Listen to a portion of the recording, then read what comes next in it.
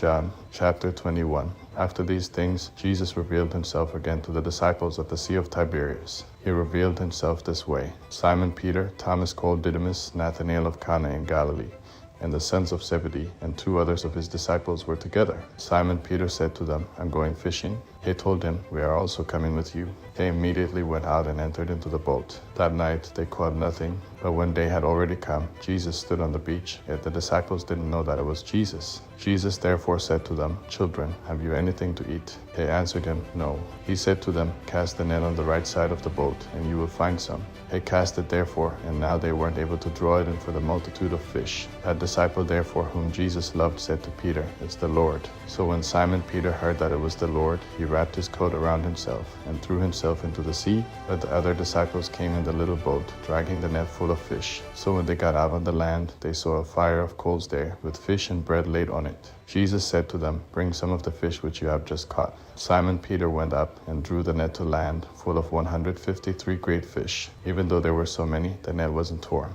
Jesus said to them, "Come and eat breakfast." None of the disciples dared inquire of him, "Who are you?" knowing that it was the Lord. Then Jesus came and took the bread, gave it to them, and the fish likewise. This is now the 3rd time that Jesus was revealed to his disciples after he had risen from the dead. So when they had eaten their breakfast, Jesus said to Simon Peter, "Simon, son of Jonah, do you love me more than these?" He said to him, "Yes, Lord, you know that I have affection for you." He said to him, "Feed my lambs." He said to him again a 2nd time, "Simon, son of Jonah, do you love me?" He said to him, "Yes, Lord, you know that I have affection for you." He said to him, "Tend my sheep."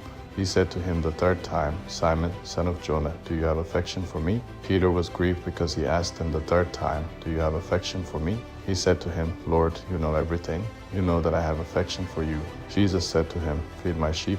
Most certainly I tell you, when you were young, you dressed yourself and walked where you wanted to.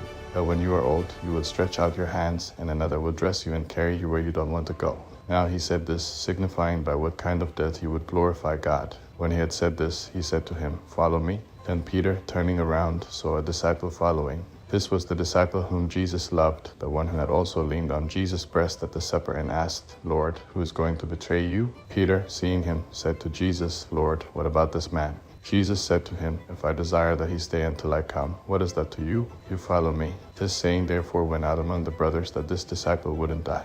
Yet Jesus didn't say to him that he wouldn't die, but, "If I desire that he stay until I come, what is that to you?" This is the disciple who testifies about these things and wrote these things. We know that his witness is true. There are also many other things which Jesus did, which if they would all be written, I suppose that even the world itself wouldn't have room for the books that would be written.